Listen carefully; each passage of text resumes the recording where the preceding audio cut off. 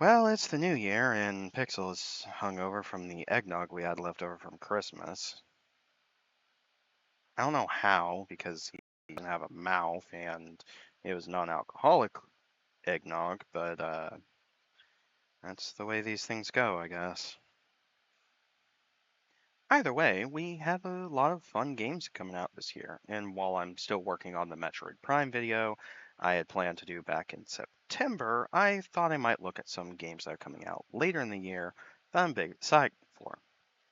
Now, I don't fully plan on talking about each of these games this year for a review. It's mostly rambling about games that have been announced that I want to play, mostly for personal playthroughs. So, without further ado, here is my list of 2026 games I'm excited for. Okay, so I'm mostly putting this one up front just to get it out of the way. And it might be strange to put this game as one that I'm excited for, but I'll explain in a second. Bubsy hasn't really had a particularly good track record in releases, and this game alone kind of came out of nowhere. That being said, the trailers for this one looked interesting, and the developers even mentioned they're focused on making a good game first and not just bringing it back for the lulz. They even put a demo on Steam that you can play, and I do recommend. And that gameplay definitely feels like an actual 3D platformer and not just, oh, haha, laugh at the bad Bobcat game. So hopefully this might actually be the Bobcat's first real hit. Time will tell on that front. So we'll see. Okay, this one is much bigger release and would make a lot more sense being on the list of anticipated games. Resident Evil has been a horror game staple since the 90s, and while every game hasn't been amazing, Capcom has been hitting it out of the park with the last few games. The RE remakes, coupled with 7 and 8, are great survival horror games that'll scare the crap out of you and keep you wanting more. Now, the last time I played an RE game was back in 2023 with the remakes of 2 and 4 when I was still doing live streams. But what I've seen of this game looks to be another great, scary game. Plus, unlike the last few releases, Requiem is getting a native port to the Switch 2 and not a cloud version like with the Switch 1 releases. If you think the game keycard thing is bad, and granted, I understand, at the very least here, once you download the game to your system, you still have it. You don't need a constant internet connection afterwards. And that actually leads me into my next major thing that I'm excited for. So, a lot of games that I am excited for that are coming out this year technically already came out, but are getting ports to the Switch too. Two big ones that I'm looking forward to are Final Fantasy VII Remake and Elden Ring. But first, I do want to mention Resident Evil 7 and 8 are getting native ports alongside Resident Evil 9 and coming the same day.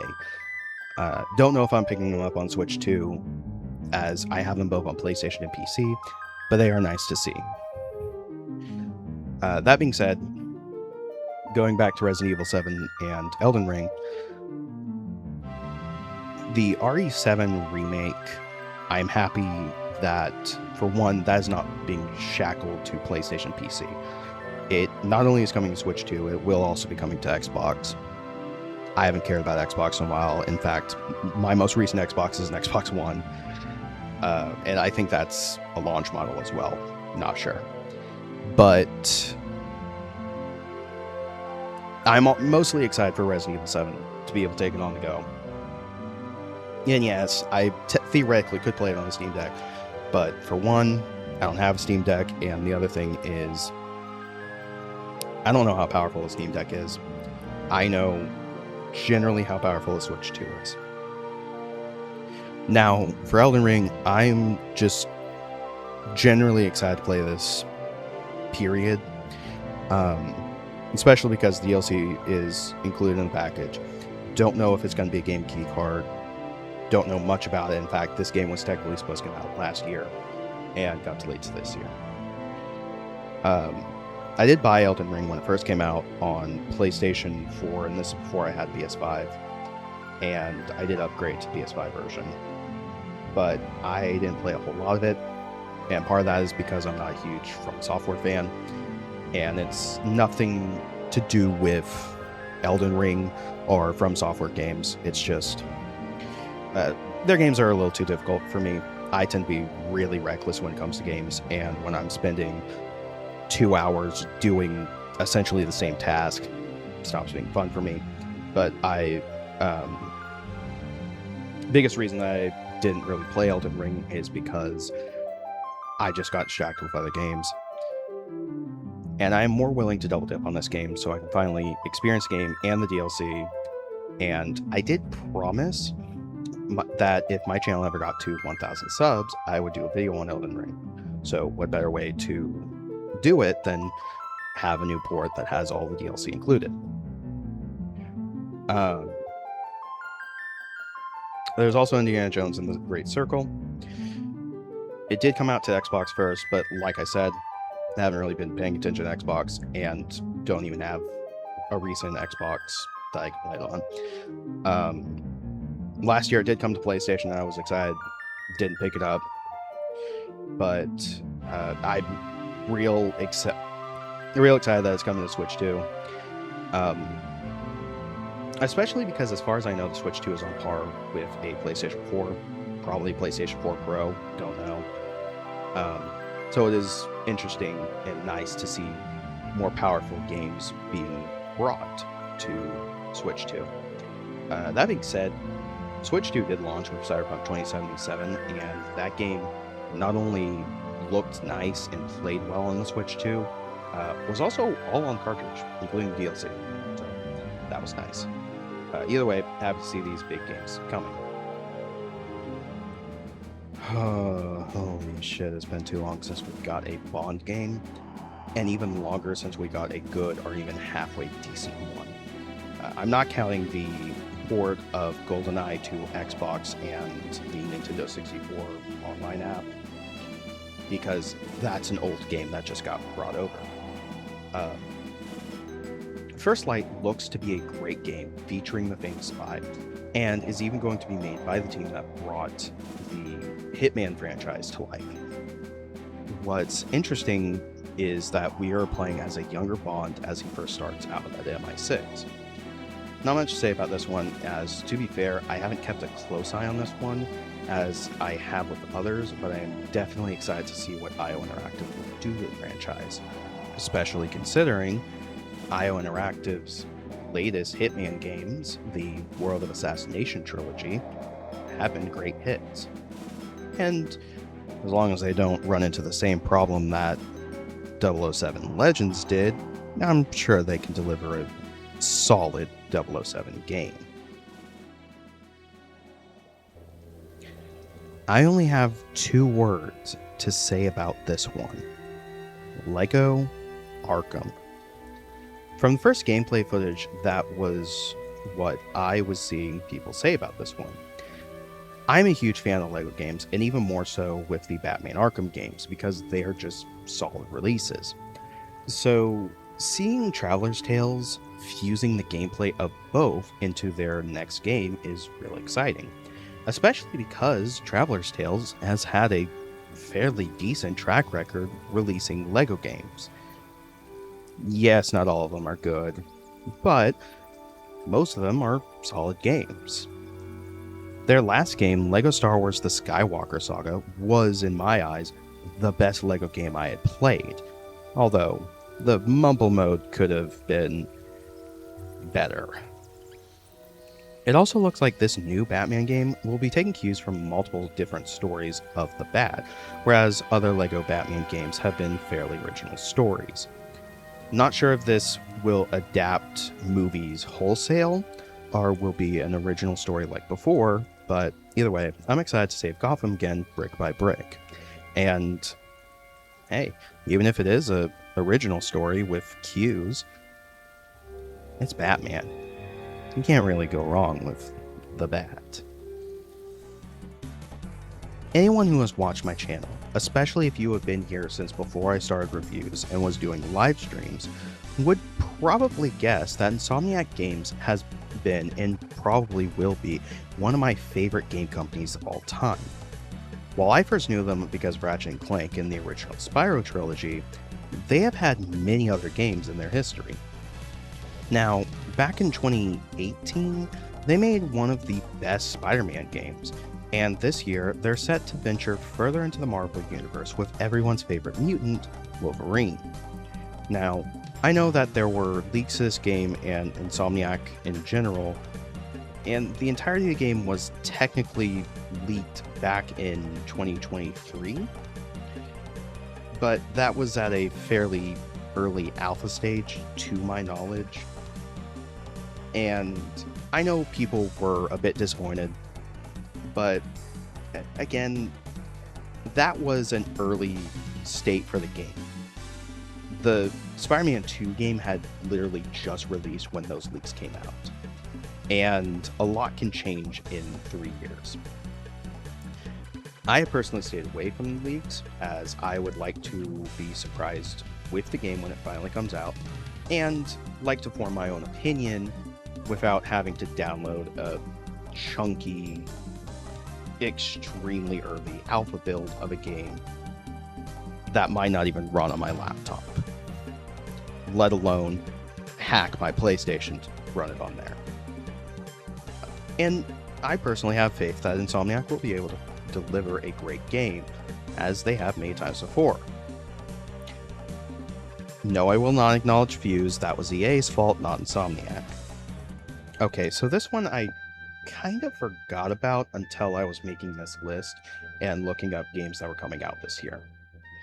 But Tomb Raider games have always caught my eye when I was growing up. They were big Indiana Jones inspired globe-trotting adventures, and since 2013 they shifted from those Indiana Jones inspired games to survival games. And that's not to say that the survival trilogy was bad, but they weren't for me.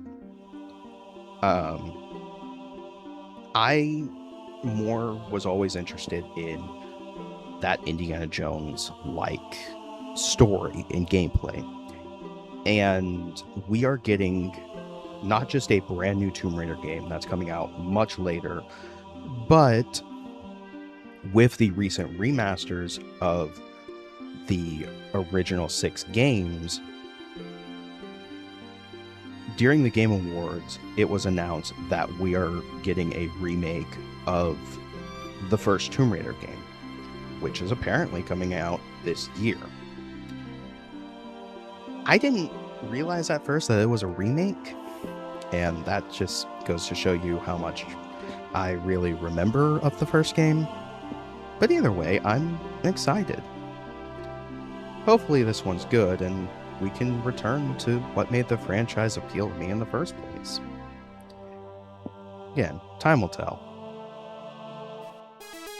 Alright, so this is more of a lightning round, but here are some games that I am excited that are supposed to be coming out this year that I don't really have much to say about, so they're here at the end, but I'm still excited for them. Firstly, Prince of Persia: Sands of Time remake is supposed to come out this year, but I'm not holding my breath. It could get delayed, it could get just straight up canceled. I'm hoping that it comes out and it's good. Don't know. Hard to trust Ubisoft anymore, especially because pretty much all that they've done is Far Cry and Assassin's Creed. And even when you look at stuff outside of their gaming output, it's not good. Avatar Legends, the fight game, and Marvel Tokon, I don't know how to pronounce that little O symbol. They both look like great fighting games, and that's about all I can really say about them. Haven't really seen a whole lot, and there's not really much to say outside of they look like good fighting games. It is certainly interesting to see the Avatar fighting game though, but I am keeping my eye on both of them. They both look interesting. Neopets Mega Minigame Collection is probably a game that only me and very small amount of Neopets fans are really looking forward to. It will be a collection of games from the original Neopets site ported to the console for the first time and remastered to play nicer. I'm hoping for the Hannah games, the Hannah and the Pirate Caves, Hannah and the Ice Caves games to be brought over, because they have been fan favorites and have not been playable on the site since the death of Flash, but we'll have to see. Either way, I'm going to be picking this up mostly as a Neopets fan, and I'm not even expecting it to be amazing. I'm just expecting it to be a fun way to play those old minigames. As a Mega Man fan, I'd love to say I'm excited for Mega Man Dual Override, but the only reason that that's not completely on this list is that is coming out in 2027, not 2026. So in the meantime, I will say I'm looking forward to the Star Force collection, and part of that is since they've started doing these legacy collections, I've been collecting all of them and trying to get all of them. And this will be one step closer to having every Mega Man game playable. That and Star Force always interests me more than Battle Network. I'm not a huge fan of strategy RPGs or whatever genre Battle Network is technically is, but Star Force always looked interesting to me, but I never had them, and I really want to play this one. That being said, I would kill for a Legends collection, especially because those are literally just 3 games. It shouldn't be that hard for Capcom to port 3 games to modern systems. I mean, at this point, I'd even just take them brought over to PlayStation via their Classics program or whatever they're doing. Scott Pilgrim EX looks to be another really fun Scott Pilgrim beat 'em up. Scott Pilgrim vs. the World is just a great beat 'em up in and of itself, and this one looks to be more of that. Don't know if it's by the same people, but it looks like fun. Story, I think, is supposed to be a continuation of the Netflix series Scott Strikes Back or something, whatever the Netflix series is called. Let's just hope it holds up to the original Scott Pilgrim vs. the World game, and if not, at the very least, it's still a great beat 'em up.